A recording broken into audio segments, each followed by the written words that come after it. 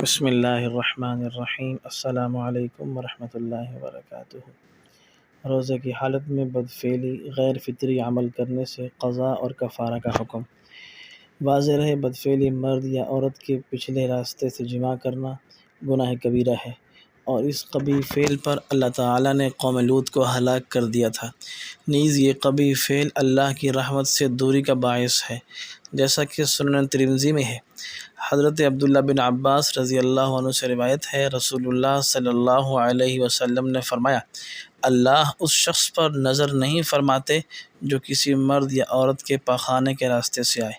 اگر کسی روزے دار نے کسی اغلام بازی یا اپنی بیوی کے پیچھے کے راستے جمع کیا اور عضو مخصوص کی سپاری اندر چلی گئی تو روزہ فاسد ہو جائے گا، خواہ منی نکلے یا نہ نکلے۔ بہر صورت قضا اور کفارہ دونوں لازم ہوں گے۔ روزہ فاسد ہونے کے بعد باقی دن روزہ داروں کی طرح بھوکا اور پیاسا رہنا لازم ہے۔